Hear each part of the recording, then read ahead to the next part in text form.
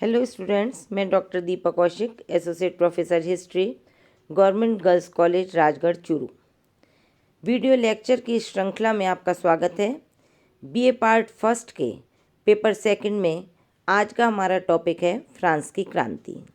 इससे पूर्व भी हमने फ्रांस की क्रांति से पूर्व की स्थिति, फ्रांस की क्रांति के कारणों पर प्रकाश डाला था। आज फ्रांस की क्रांति के समय घटित होने वाली कुछ महत्वपूर्ण घटनाओं और तथ्यों पर हम विचार करेंगे।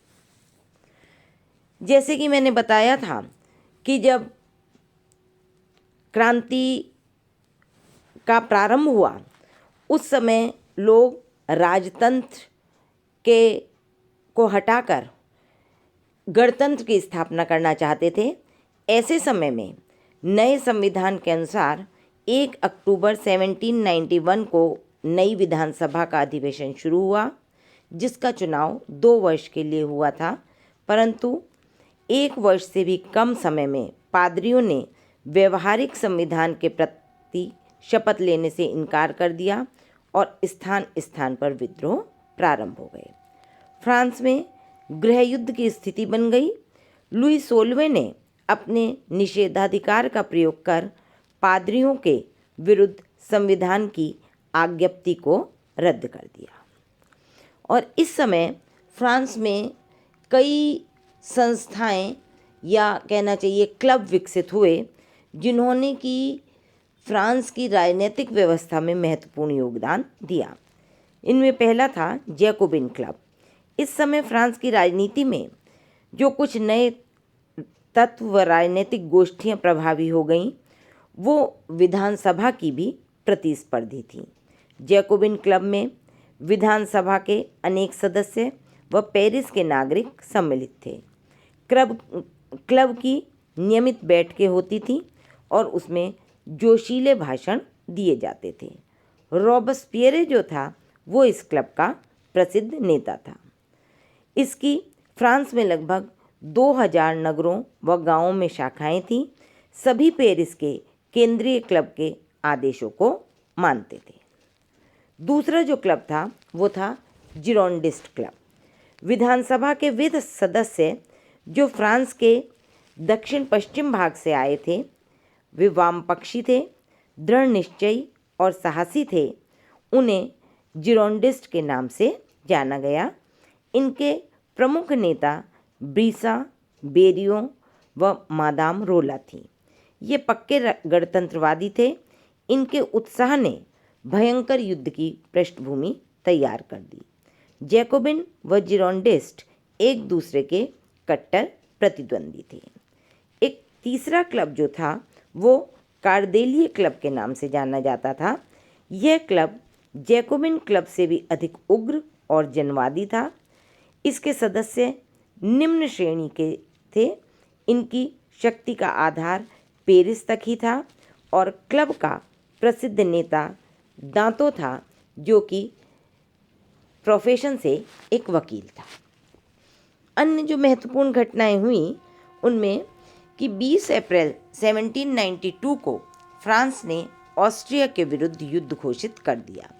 फ्रांस को इसमें भारी क्षति हुई। इसी मध्य विधानसभा की 2 आज्ञप्तियों को राजा द्वारा रद्द किए जाने से स्थिति और भी अधिक बिगड़ गई।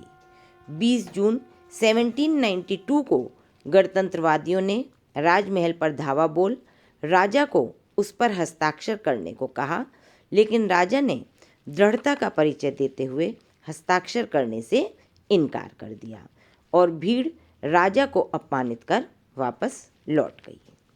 इसी मध्य पर्शियन सेना ऑस्ट्रिया के साथ मिल गई और उसके सेनापति ने राजपरिवार के साथ अभद्र व्यवहार न करने की फ्रांसीसियों को चेतावनी दी।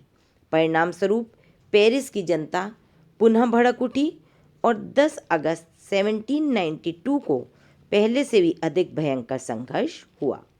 भीड़ ने राजमहल पर धावा बोल दिया, जिससे राजपरिवार तो बच गया, परंतु इसमें 800 स्विस रक्षक और भीड़ से लगभग 5000 व्यक्ति मारे गए।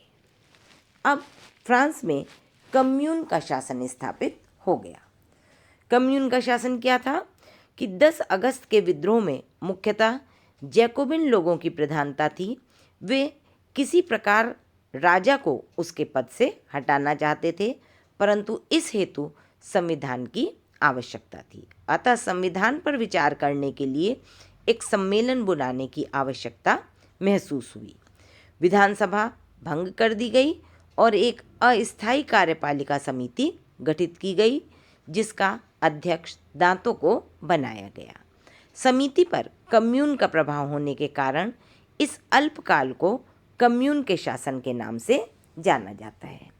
कम्यून ने राजा व रानी को टेम्पल नामक पुराने किले में बंदी बना लिया।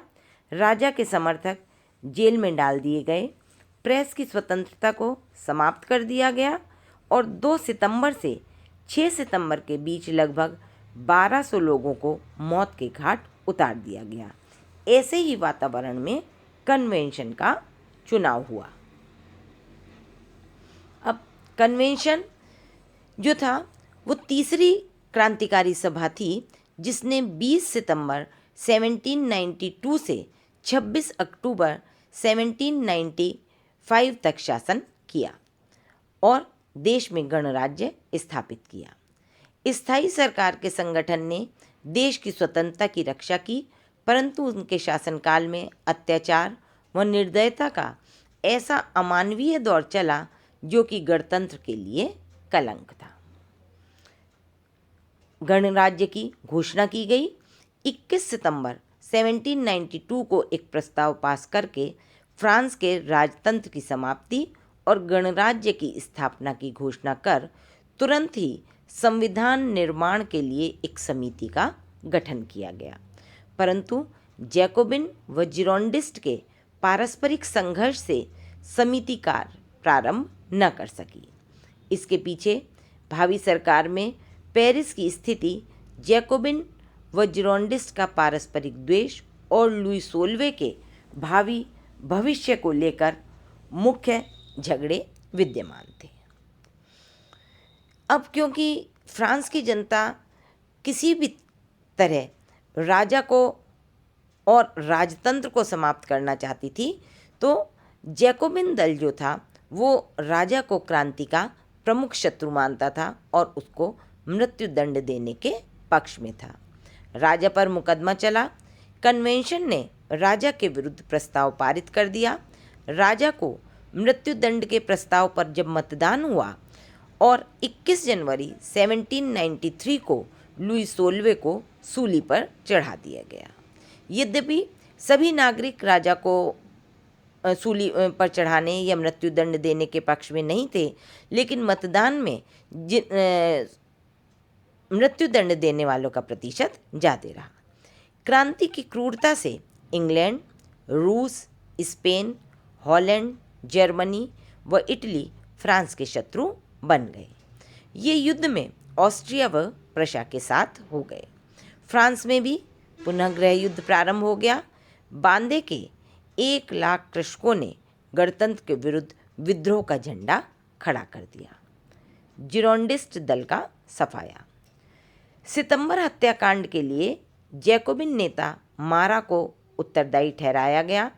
जिरोंडिस्ट द्वारा भेजे गए प्रस्ताव को स्वीकृति न मिलने पर पेरिस की कम्यून ने जिरोंडिस्टों के विरुद्ध कार्यवाही कर विशाल कन्वेंशन भवन को घेर लिया और जिरोंडिस्टों का विरोध किया। विवश हो कन्वेंशन को 30 जिरोंडिस्ट नेताओं की गिरफ्तारी का प्रस्ताव पास करना पड़ा। गृह युद्ध का क्षेत्र और व्यापक हो गया। अक्टूबर 1793 में अनेक जिरोंडिस्ट नेताओं को फांसी दे दी गई। कुछ ने आत्महत्या कर ली और अंततः पेरिस के विध्वंसकारियों की सहायता से जैकोबिन जो थे वे अपने राजनीतिक प्रतिद्वंदियों का सफाया करने में सफल रहे। इसके पश्चात जो घटना घटित हुई उसमें 1793 का संविधान। गृह युद्ध से कन्वेंशन परेशानी में आ गया। कम्यून के प्रभाव को निष्प्रभावी करने के उद्देश्य से एक संविधान बनाया गया जो कि 1793 के संविधान के नाम से प्रसिद्ध हुआ। नए संविधान में प्रांतों के अधिकारों व जनता के अधिकारों को सुरक्षा, सार्वभौम मताधिकार की व्यवस्था तथा शासन के विकेंद्रीकरण को बढ़ावा दिया गया। व्यवस्थापिका की अवधि 1 वर्ष रखी गई। इस संविधान में प्रांतों का अविश्वास दूर हो गया। फ्रांस भयंकर गृह युद्ध से बच गया। देश के विद्यमान संकट को देखते हुए संविधान को स्थगित कर दिया गया। कन्वेंशन ने जन सुरक्षा समिति की संकटकालीन सरकार की स्थापना का निर्णय लेकर युद्ध की समाप्ति तक कन्वेंशन को स्थायी घोषित कर दिया। अस्थायी सरकार की घोषणा। कन्वेंशन की देखरेख में स्थापित अस्थायी सरकार के अत्याचार व निरंकुशता जो थी वो बोर्बो शासकों से भी अधिक थी। इसमें एक जन रक्षा समिति जो प्रारंभ में विदेशी मामलों व सेना से संबंधित थी, धीरे धीरे शासन का सर्वोच्च शक्तिशाली अंग बन गई, लेकिन इसने फ्रांस की सेनाओं का पुनर्गठन कर शत्रुओं को रोकने में सफलता प्राप्त की।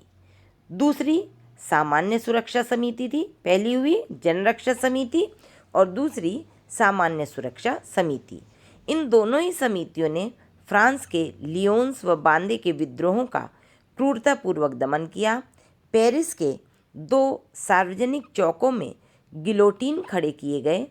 31 अक्टूबर 1793 को 21 जिरोंडिस्ट, जिनमें मादाम रोला भी थीं, उन्हें गिलोटीन पर चढ़ा दिया गया। इससे पूर्व 16 अक्टूबर को रानी को भी सूली पर चढ़ाया गया था।